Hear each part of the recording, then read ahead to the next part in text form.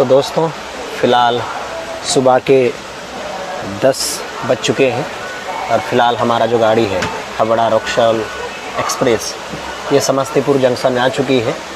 और फ़िलहाल ये जो ट्रेन है ना करीब 1 घंटा विलम्ब से चल रही है। और आपको बताना चाहेंगे फ़िलहाल यहाँ पर जो मौसम है काफ़ी अच्छा है।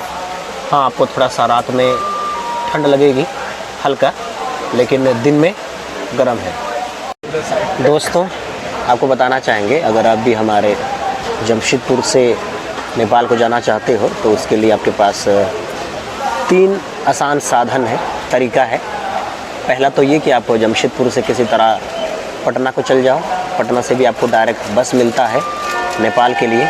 और याद रखिएगा डायरेक्ट नेपाल के लिए आपको कोई ट्रेन नहीं मिलता है, आपको बाई बस ही जाना पड़ेगा या फिर बाई कार जाना पड़ेगा या फिर जीप से टैक्सी से जाना पड़ेगा। दूसरा, अगर आप जमशेदपुर से नेपाल को जाना चाहते हो तो उसके लिए दूसरा तरीका यह है कि आप पहले टाटा नगर से पहले आसनसोल को आओ। फिर आसनसोल से आपको 2 ट्रेन मिलता है, एक है हावड़ा रक्सौल एक्सप्रेस, दूसरा है मिथिला एक्सप्रेस जो कि डेली चलता है। फिर अगर आप टाटा से गोरखपुर को जाते हो तो गोरखपुर से भी आपको फिर डायरेक्ट बस मिलता है नेपाल के लिए। तो ये 3 जगह है जहाँ से आप नेपाल को आसानी से जा सकते हो। और याद रखिएगा नेपाल जाने के लिए आपको कोई वीज़ा पासपोर्ट की ज़रूरत नहीं पड़ता है। बस आपके पास आधार कार्ड होना चाहिए या फिर वोटर कार्ड होना चाहिए या फिर कोई भी valid photo, government photo ID होना चाहिए। इसके बाद आप आसानी से नेपाल बॉर्डर को जा सकते हो लीगली और आप वहाँ पर घूम करके आ सकते हो। तो दोस्तों याद रखिएगा कि हमारे टाटा नगर से जमशेदपुर से नेपाल जाना काफ़ी आसान है, काफ़ी सरल है। बस आपके मन में एक छोटा सा सोच होना चाहिए, एक छोटा सा इच्छा होना चाहिए। इसके बाद आप आसानी से नेपाल को जा सकते हो। और उसके लिए सबसे आसान रास्ता अकॉर्डिंग टू मी, मेरे हिसाब से आप यही करो कि आप शाम में 8:45 वाला से टाटा कटिहार या फिर टाटा थावे से आप आसनसोल को आ जाओ, जो कि आपको करीब 12:30 1 बजे उतार देगी। उसके बाद आपको वहाँ से आसनसोल से आपको रात के 2:30 बजे आपको हावड़ा रक्सौल मिल जाएगा, जो आपको सीधे लेके जाएगी रक्सौल में और आपको दोपहर में करीब 1:30 बजे उतार देगी। और वहाँ से फिर आपको बस मिल जाएगा, टैक्सी मिल जाएगा, जीप मिल जाएगा, जो आपको सीधे लेके जाएगी काठमांडू, बोले तो नेपाल का राजधानी। और वहीं पर स्थित है हमारे महादेव का पशुपतिनाथ मंदिर, जो कि पूरे विश्व भर में प्रसिद्ध है। तो दोस्तों हमारा जो ट्रेन है पिछले 1 घंटा से यहीं पर खड़ा है। और देखो फ़िलहाल कौन सा ट्रेन आ गया है, टाटा नगर थावे एक्सप्रेस आ गया है, जो कि सीधे हमारा जमशेदपुर को जाता है। तो ये हाल है। और आपको बताना चाहेंगे कल हमने इसी ट्रेन में आसनसोल तक का सफ़र किया था। और ये जो ट्रेन है फ़िलहाल यहाँ पर दोबारा मैच हो गया, यानी कि पकड़ा गया। तो हमारा ये सोच था ये जो हमारा हावड़ा रक्सौल एक्सप्रेस है पहले ही निकल जाएगा। और दोनों के बीच में बहुत दूर का फासला था, करीब 1 घंटा का। तो ये जो ट्रेन है ना हमारा हावड़ा रक्सौल, ये पिछले 1 घंटा से लेट चल रहा है। और देखो हमारा टाटा नगर से जो थावे को जाने वाली थावे नगर एक्सप्रेस है, ये फ़िलहाल यहाँ पर पहुँच चुकी है। तो दोस्तों फाइनली हमारा जो हावड़ा रक्सौल है ये यहाँ समस्तीपुर जंक्शन से खुल चुका है।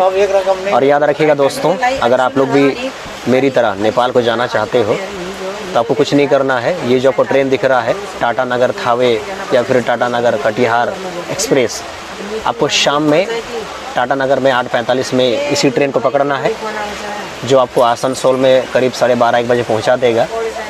फिर वहाँ से आपको हावड़ा रक्सौल मिल जाएगा करीब 2:15 में। फिर आपको सीधे लेके जाएगी रक्सौल में। फिर वहाँ से आपको बस मिल जाएगा या फिर जीप मिल जाएगा, जो आपको सीधे ले जाएगी काठमांडू में, नेपाल में। तो नेपाल जाना काफ़ी आसान है दोस्तों। तो आप लोग भी प्लान करो और हमारे महादेव के पास चले आओ, श्री पशुपतिनाथ मंदिर में। दोस्तों जब ट्रेन चलने लगता है तो खुशी लगता है। और फिलहाल हम लोग चलते चलते अपना बिहार का समस्तीपुर जंक्शन को पार कर चुके हैं। और अगला हमारा स्टॉपेज होगा दरभंगा। और फिलहाल आज ये धनतेरस का दिन है और आज है तारीख 18 अक्टूबर। आज हमारे पूरे भारतवर्ष में धनतेरस का जम करके खरीद बिक्री होगा। तो आप लोग क्या क्या खरीद रहे हो मुझे कमेंट कर सकते हो और बताना चाहेंगे दोस्तों। यहाँ देखो, यहाँ बिहार में समस्तीपुर में जो घर है ना, कितना खूबसूरत लग रहा है। हम ये कह सकते हैं कि यहाँ बिहार में भी जो विकास मॉडल है काम कर रहा है। और फिलहाल बिहार में भी जो इलेक्शन का माहौल है वो शुरू हो चुका है, आचार संहिता लग चुका है।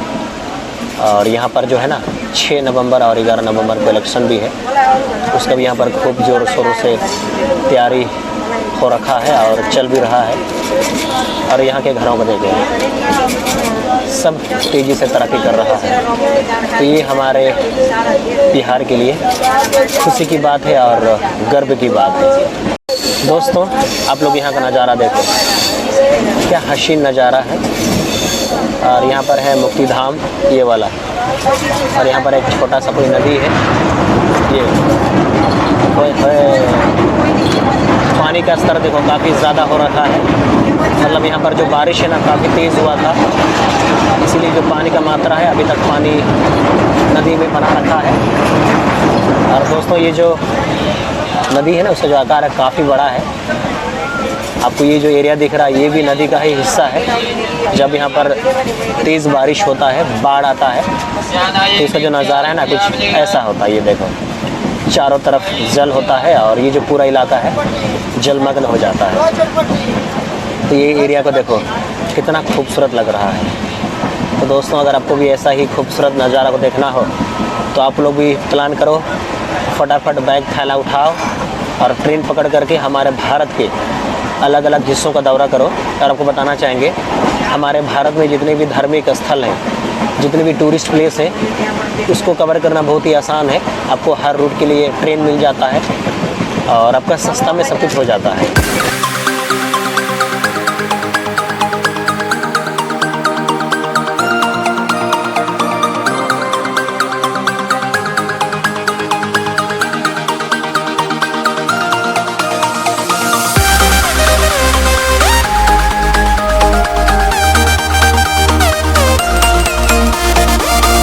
दोस्तों फ़िलहाल दोपहर के 3:30 हो चुके हैं एंड फाइनली हमारा जो हावड़ा रक्सौल एक्सप्रेस है ये फाइनली रक्सौल जंक्शन में आ रहा है। एंड यहाँ पर हम लोग उतर जाएंगे, इसके बाद थोड़ा सा खाना खाएंगे, फ्रेश होंगे, फिर शाम को हम लोग काठमांडू नेपाल के लिए बस पकड़ेंगे। तो हम लोग मिलते हैं अगला वाला ब्लॉग में। एंड दोस्तों आई होप कि ये जो ब्लॉग है आप लोगों को काफ़ी पसंद आया होगा और आप लोगों को सारा जानकारी मिल गया होगा। तो आप लोग बने रहिए और हम लोग मिलते हैं अगला वाला ब्लॉग में। और ये जो नेपाल का जो टूर है ना दोस्तों काफ़ी ज़बरदस्त होने वाला है, तो आप लोग हर सीरीज़ को देखते रहो।